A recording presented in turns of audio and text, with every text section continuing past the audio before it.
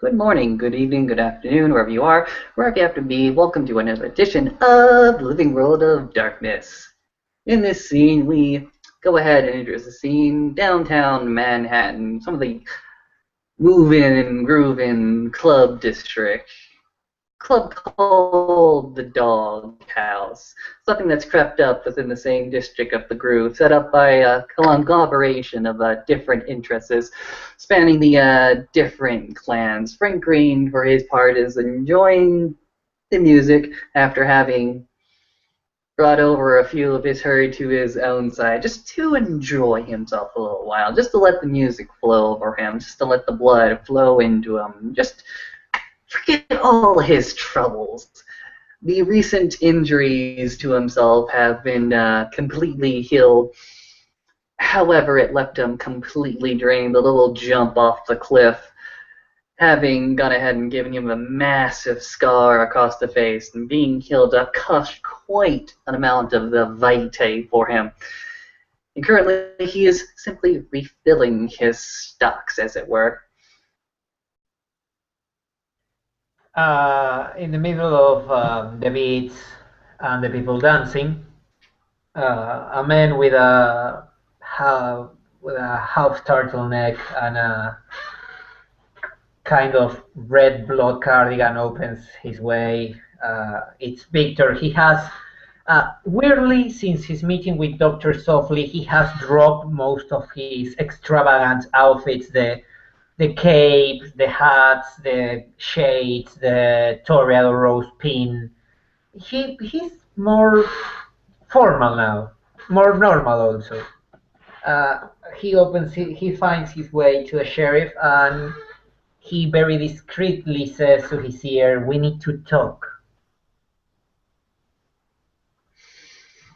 Frank Green goes ahead and notices the man whispering into his ear, and just goes ahead and dismisses the girls before him. He even takes a moment to rattle the cage, one of the cage dancers, and point in a random direction to just get the fuck out of here.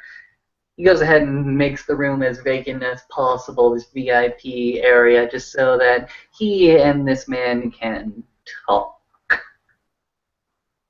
Once all the people and all the herd of the sheriff are gone, Victor will look both ways to the door, to every possible nook and cranny. He will shut off his cellular, he will turn off his cellular phone, and he will look at the sheriff and go like, "Night, Sheriff." So, Mr. Solomon, what do we need to talk about? First, yesterday I have met Dr. Softly. Nice man, isn't he? Very, very polite, very nice man.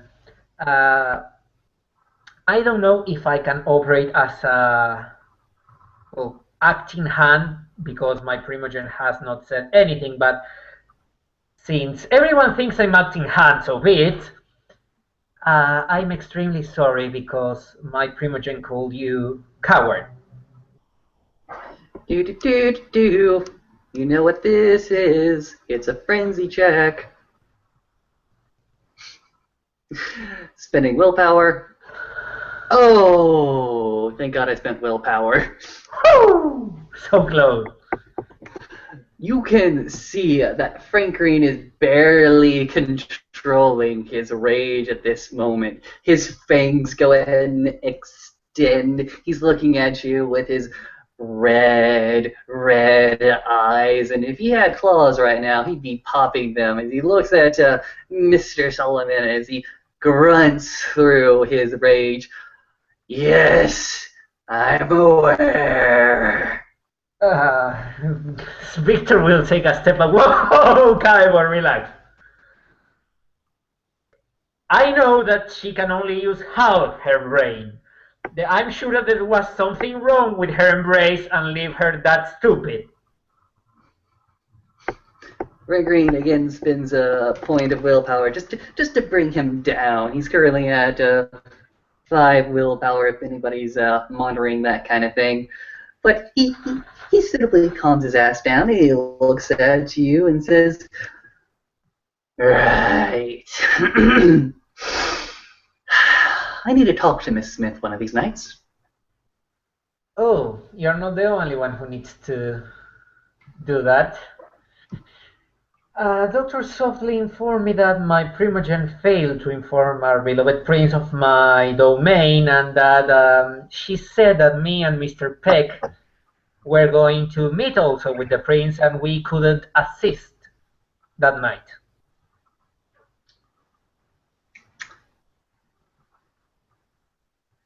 Mm-hmm. I'm just going to say that we couldn't assist because we weren't informed. Okay, so I'm sorry, but right now it's your word against hers. Believe me, I hold What no stock in either one of your words at the moment. you should go and ask Mr. Peck. I was as surprised as I'm sure he is. Interesting, interesting. Actually, just this night had a little bit of a conversation with Mr. Peck. A Oh, very how is this? agreeable. Oh my god, he is a very agreeable gentleman, my good sir. We had a little spat, a little bit disagreement about a last will and testament, but we were able to bang down a quite a good compromise that we both felt was, equal and fair. Last will and testament of who, if I may ask? Rock. He's dead? Yes. How did it happen? It's a long story, Mr. Sullivan. Do you want the long version or do you want the short version? The one that not upset you and makes you prone to jump over me and rip me apart. Unfortunately, there is not a version like that. Okay, then give me a second, and Victor will take two more steps back, and go like, the short version. No, no, no, no, no, no. This needs to be known by people. He goes ahead and walks over to the couch he was last lounging at and go ahead and sit down. Looks at Mr. Solomon, just gestures to a seat beside him. Victor will sit. Right. I want this known in complete totality just so that there's no confusion about what exactly happened with my lost clanmate. Mr. Solomon, were you here a few months ago when the Red Elysium was held when the Sabbat attacked us? No, I was currently at Munich at that moment. Right. Well, the Sabbat, a Sabbat pack, I shouldn't say pack, a bunch of fucking shovelheads, birthed by the pack of the Sausage King. You've heard of the Sausage King, right? Yeah, freaky motherfucker. Freaky motherfucker. A pack of shovelheads, sired by the Sausage King, attack the Elysium held in a Ventru tower. They stormed the building, slaughtered any kind they saw, and proceeded to storm the court. Now, that was a bloody battle that breached the masquerade and made it razor thin for weeks and weeks on end, and took a lot of effort to clean up. Now, eventually, the Sausage King was disposed of. His identity was confirmed, and we started investigating the Sausage King's activities. Apparently, he was named by Chad, I believe, but I'll go ahead and forward you that information. Not that it's any use, but it's handy to know anyways. Apparently, this Chad, as I'm calling him right now, went around to the different kindred within the city, simply informing them that they were of your clan, that he was simply a toreador that was lost and needed to find an Elysium. And he met a rather helpful fellow, who had no sense at all. Let Rock. me. Oh, God, no. Rock divulged where the Elysium took place, and is one of the reasons the Groove, as well as Ventru Tower, were attacked. Uh-huh. Now, like I said, we didn't find out any of this information until after the fact, after we had finally dealt with the Saja King and his pack. It was a rather tense moment. We brought him before Prince, actually, and me and Dr. Softly were very sure that Rock would not exit that room. However, through some pleading on my case, through some pleading on his case, and through the exchange of major boons, we got him simply exiled. He was exiled away from Manhattan. So that was pretty good. He was alive.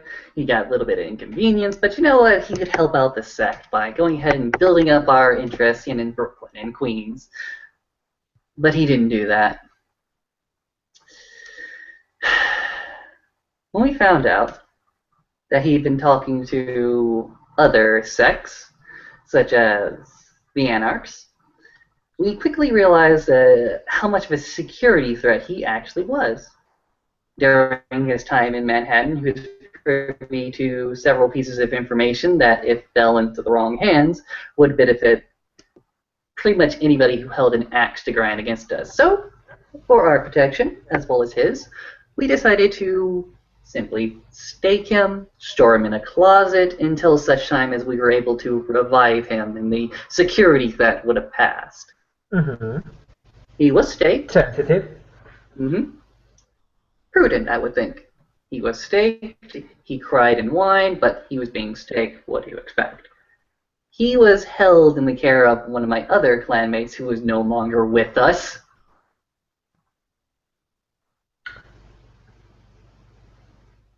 Killed or exiled? That particular clansman was Paragos. Paragos the Liberator, if you ever met him. No. Fair enough.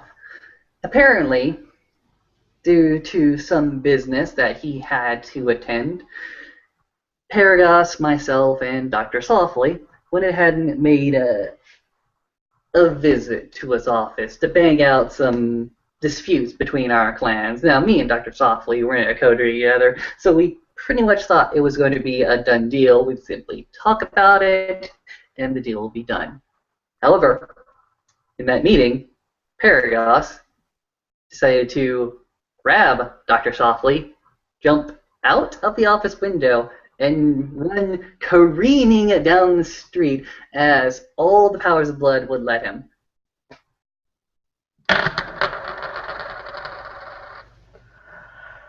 Uh-huh. Yeah. Eventually, he was apprehended. But that's when we discovered that Paragos had enlisted the aid of Arturus Rock in case things went south.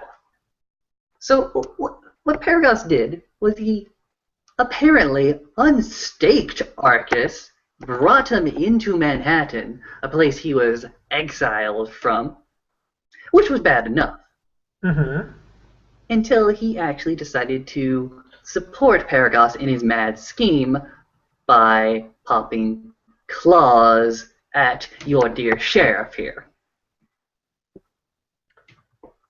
Even I know that's a no-no. Yeah. He was eventually apprehended, as well as Paragos, and we simply submitted him to the prince's judgment. And what the prince dictated in that moment? Goes ahead and Youch. Am I sorry he's gone? Maybe a little bit. Do I think he had it coming? Maybe. That's why he's dead. So those two are gone. Brock is sadly gone. He wasn't that bad. He was a little short-tempered, but Brock Shotnet?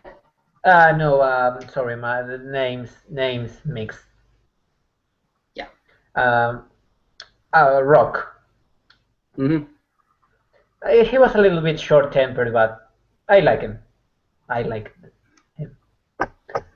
Nobody can say that he wasn't a interesting personality. Mm. But But all I can say is I spent a lot of effort just to make sure that he wouldn't die due to the prince's judgment. And eventually, I just got tired of it. I couldn't support him. yeah, I can fully understand that. Uh, I came here tonight just in one place for apologizing, since my primogen can't do that. I will do it for her, and then she will settle counts with me. But I have also come here to inform you of a few things and propose you a few business. Interesting. You're not the first Toreador to come to me with business. I hope that my business will give you a great benefit and show you the goodwill of Clan Toreador to grow and to establish themselves back as a pillar of the Camarilla. Mm-hmm. Well, Dr. Softly yesterday named me Sword, Okay. and he promptly said that the Gru is my domain, and he made a few Yes, and he made a few recommendations, and I said that my plans are going to take a troop of bulldozers and raze that place to the ground. Fair enough. And this is the first part of my business to you. I want to seize control of Marquez Company. Fair enough. I know that my primogen took Marquez personal PC and other important papers from the company, but I'm here to propose you a business. If you could get me said papers and said computer, I'm willing to give you 30% of the shares and 20% of the shares to Dr. Softly, and I shall keep the 51%. An interesting proposition. So, for getting these papers, these documents that you desperately need to control the company, you're giving me a third? I give you 30% of the shares, yes. Interesting. Now, tell me this. Tell me this. Yes. Bring me through the thought process. Why do you think Dr. Softly would agree to such a deal?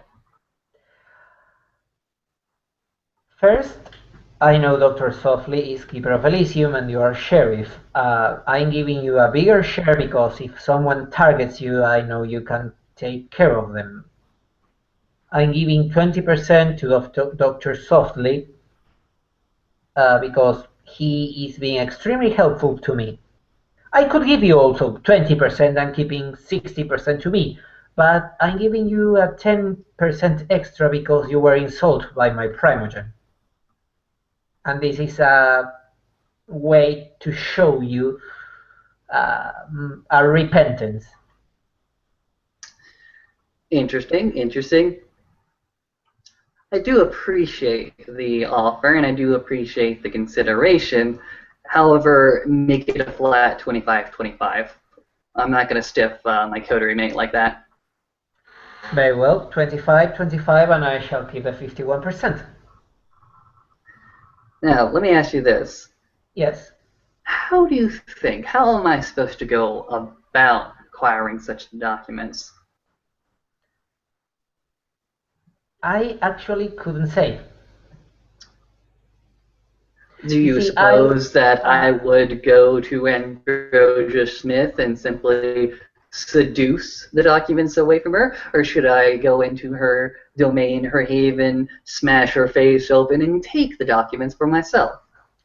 For the first, okay, basing on the first time I saw the two of you together, I would go for the seduce option. Fair enough. Now, let me ask you this. Are you coming to us about this and simply not taking the documents for yourself, persuading Miss Smith to give them to you? Well, I will speak wholeheartedly. I think Miss Smith doesn't deserve the seat. I think Miss Smith is reckless, and I think that Miss Smith has a bigger mouth than a brain. She will get herself killed if the Sabbath comes, or she will get herself pushed out of the seat because, well, she is fucking with their clan members, and you should never fuck one of your clan members. You should never betray them. You should never, well, being overall a bastard to them. She caused me Fair enough, my good sir. She caused me my, well, I will not say hard earned because it was not hard earned, but she caused me my cleverly earned domain at the garment district. Mm-hmm. That would take away my feeding rights there, as I do not want to break the law. She insulted the sheriff. She lied to the prince. And, well, she lied to her clan members, so she shouldn't be there. Fair enough. I have my own business to talk to Miss Smith about, as you are obviously aware. I'm aware. I'll go ahead and attempt to talk to her, get her to come to my particular way of thinking. This is merely for my own enjoyment for the moment. If I should come across such documentation, and if she unwittingly gives it up in a heat of passion, or goes ahead and looks the other direction as I procure them myself, I might forward them over to you. Very well. I will appreciate that. But if you want to claw her face, I wouldn't mind. Oh, no, no, no, no, no, no, no, no. No violence is to be met on that particular individual. Very well. I make no promises at the moment as to whether or not you will get this documentation. I only promise that we will meet and things will happen. Very well, excellent. And now, Dr. Softly suggested me that I should expand Toreador power over the district of Brooklyn. You should. And I know other kindred have their eyes over that district. I don't know if you are particularly interested in that place. I myself have my eye on certain clan interests. I'm currently attempting to take them over, bring them over to my sway. Here's the thing, my good sir. A previous edict by the prince has stated that anybody who can show competence and influence over a particular area, if they present such evidence to the prince, will be given such domain. Very well. I would offer, well, I expect to offer you this cooperation over the control of Brooklyn district. As you see, the Toreador have in this moment no effective domain. No effective domain, you say? How did this happen? Mr. Soul, I seem to be missing a few pieces in this particular equation and puzzle. How in the world does your clan not hold any domain? Miss Smith forgot to declare my domain.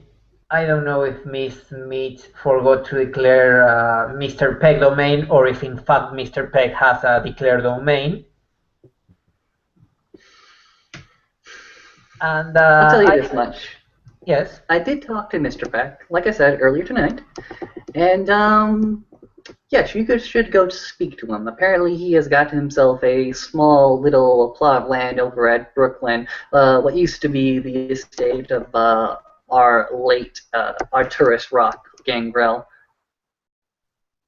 Very well. And I don't know if Miss Smith. I never knew if Miss Smith had domain or holded any kind of domain in this city. But that's not my business. I will just expand myself with the help of one of my coterie mates over Brooklyn, and I wanted to, if we seem to have, say, the same orientation over that place, to not fight between each other, to not fight between our clans, and to cooperate for getting a tighter grip. I think this is a very profitable arrangement. I'm not going to hold the slight against me, I'm not going to hold the slight by Miss Ambrosia to her or clan mates. I'll simply hold it to her very, very hard and stiffly. As for Brooklyn, yes, I think it would be a fantastic idea for the Gangrel and the Toreador to actually not get in each other's way and occasionally cooperate. Excellent. That were all the business I have came here to present to you. Oh, and you know Michael. Michael Walker. Yes, the new Bruja. Mm-hmm. He's my coterie mate. Our coterie was founded a long time ago, but he chose the name. We are the cavalry. Mm-hmm. I don't know why, but he is very paranoid because of the Sabbath.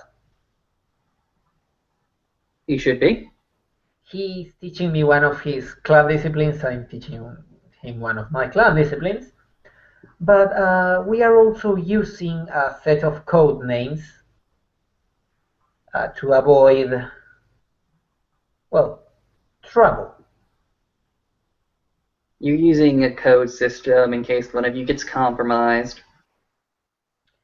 Yes, and we are also assigning names or code names to important people.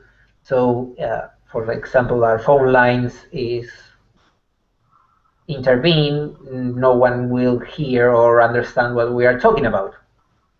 Mm-hmm. And this might sound awful, but I have been playing recently a game, and there is, since you're a gangrel and you're the sheriff, I'm going to refer to you as Big Wolf. I hope you don't mind. I think that's a better name than Coward. Yeah, you will be the Big Bad Wolf. I think that's an apt name. Excellent. My coterie mate refers me as the German, and I will refer him as the cleaner. So if you heard those names, you know who the people is talking about, probably. The cleaner, the German, and the Big Bad Wolf. Excellent. You know, one is never too precautious in the current times. Can never be too paranoid. Paranoia is healthy. Yes, it is. I heard about. Michael told me about something. Sabbath attacking, something about Sabbath here. There is something I'm missing. I have been these whole days.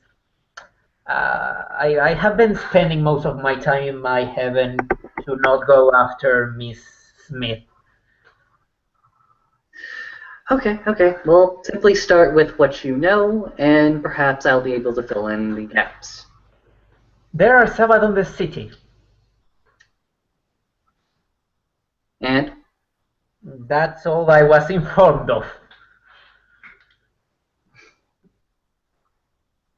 don't go Yeah, to Staten Island.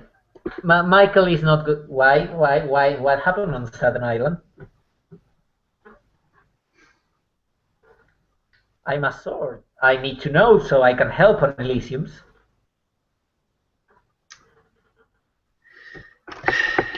Okay, if you want to know. Don't punch me. Don't punch me. Don't go to Staten Island. Apparently, the particular individuals that reside there are not who we think they are.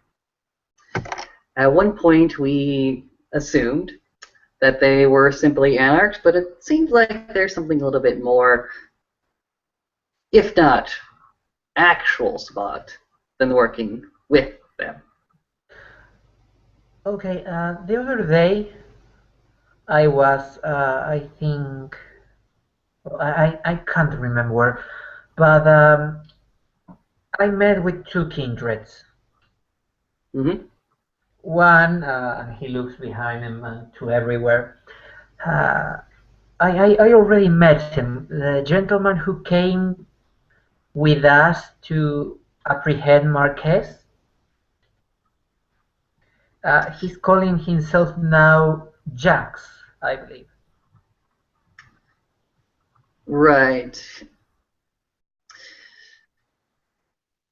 He is my man. Okay, very well. And we have met with other gentlemen, someone with a very clear Texan accent. Mm-hmm. Cowboy Hank. Yeah, I couldn't say I didn't spend much more time. I needed to take my canvas and run.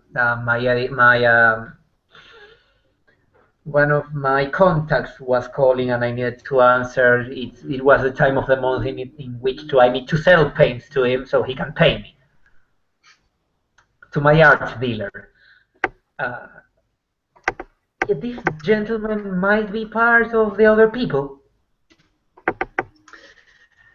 If he identified himself as an anarch, and if the particular individual we questioned last night is their leader, then yes, he is somebody you should be wary of.